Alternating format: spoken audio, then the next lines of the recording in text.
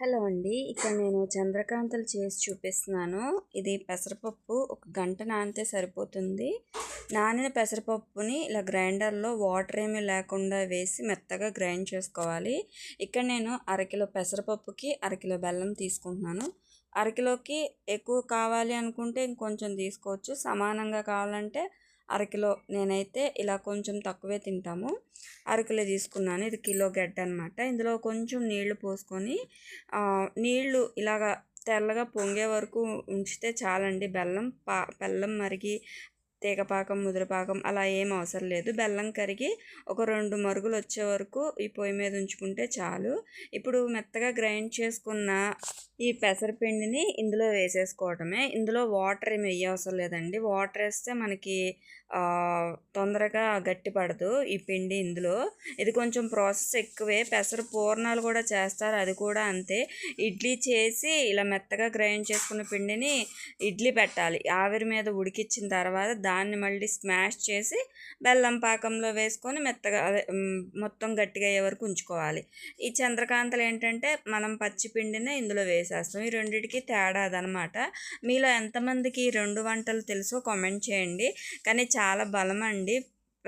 ఇదివరకు రోజుల్లో అయితే ఇలాంటివే తినేవాళ్ళు. ఇప్పుడు వచ్చే వంటలు బర్గర్లు, పిజ్జాలు ఇట్లాంటివి ఏమి ఉండేవి కాదు. అందుకే మనుషులు అంత గట్టిగా కూడా ఉండేవాళ్ళు. ఇది పెసలంటే ప్రోటీన్ కదండి. అందుట్లో బెల్లంతో కలిపి తింటాం కాబట్టి మంచి బలం, ఐరన్ అన్నీ ఉంటాయి ఇందుట్లో. ఇప్పుడు ఇలాగ మొత్తం గట్టిపడిపోతుంది. కలుపుతూనే ఉండాలండి. కలపకపోతే మటుకు అడుగంటేస్తుంది అనమాట. చూడండి, కొంచెం మందపాటి పాత్రలో పెట్టుకొని ఇది వండుకోవాలి. ఇలా కలుపుతూనే ఉండాలి. 1/2 కిలో పప్పుతోనన్నా చేసుకోవచ్చు. అరకిలో మరీ ఎక్కువగా ఉంటుంది అనుకుంటే ఇది కలపడం కష్టం, కలపడంలోనే ఉంటుంది ఇది మొత్తము కూడాను. ఇలాగ గట్టిపడే వరకు కలుపుతూనే ఉండాలి. చూడండి, ఇలాగ మొత్తం చేత్తో పట్టుకుంటే చేతికి అంటుకోకూడదు అనమాట. అంతవరకు మనం దీన్ని పొయ్యి మీద పెట్టి కలుపుకోవాలి. ఇప్పుడు దీన్ని నేను పళ్ళెంలో నెయ్యి రాసి దాంట్లో వేసి చదును చేస్తాను. లేదు అంటే బటర్ పేపర్లో చేయొచ్చు. క్లాత్ తడిపేసేసి దాని మీద కూడా వేయచ్చు. చూడండి, చేతికి పట్టుకుంటే ఎలాగా పొడి పొడిలాడుతుందో మనం చేతికి అంటుకోకుండా వస్తుంది. అంతవరకు మనం కుక్ చేసుకోవాలి. ఇప్పుడు నేను పళ్ళెంలో నెయ్యి కానీ నూనె కానీ రాసి దీని మీద ఇప్పుడు గట్టిపడిపోయిన పిండిని మొత్తం వేసి చదును చేసి ముక్కల కింద కట్ చేసుకోవాలి.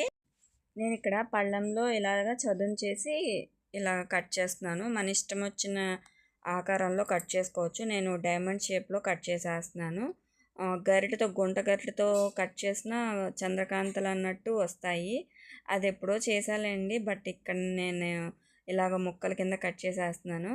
ఇది ప్రాసెస్ ఎక్కువే కానీ టేస్ట్ ఒక 2-3 రోజులు ఉంటాయి. టేస్ట్ కూడా బాగుంటుంది. ఇదిగోండి, ఇలా వస్తుంది అనమాట. మనం కరెక్ట్గా చదును చేసుకోవాలి. లేదంటే ఇలాగా ఉగ్గుల కింద గ్యాప్లు వచ్చేస్తాయి. పిండిని బాగా మెదిపి ఇలాగా క్లాత్ మీద అయితే బాగా వస్తుందండి పళ్ళెంలో కన్నా. నేను క్లాత్ మీద ఎక్కువ చేస్తాను, బట్ ఆ క్లాత్ తడిపి అదంతా ఎందుకులే అని చెప్పి ఇలా పళ్ళెంలో చేసేసి వీటిని మంచిగా మళ్ళీ షేప్ చేసుకొని ఇలాగ నూనెలో వేయించుకోవాలన్నమాట. డీప్ ఫ్రై చేసుకోవాలి. నూనె ఏమి ఎక్కువ పేల్చదండి, కానీ టేస్ట్ బాగుంటుంది. ఒక 2-3 రోజులు ఉంటుంది. ఫ్రిడ్జ్లో అయితే వారం రోజులు ఉంటుంది. ఇందులో కొబ్బరి కూడా వేసుకోవచ్చు. మనం పిండి బెల్లం పాకంలో వేసినప్పుడే పచ్చి కొబ్బరి కూడా వేసుకోవచ్చు. కాకపోతే ఎక్కువ నిల్వ ఉండదు, టేస్ట్ బాగుంటుంది. అంతేనండి ఈ చంద్రకాంతలు. మీకు ఎవరికైనా తెలిస్తే కామెంట్ చేయండి. నచ్చితే లైక్ చేయండి. ఛానల్ని సబ్స్క్రైబ్ చేసుకోండి. Thank you.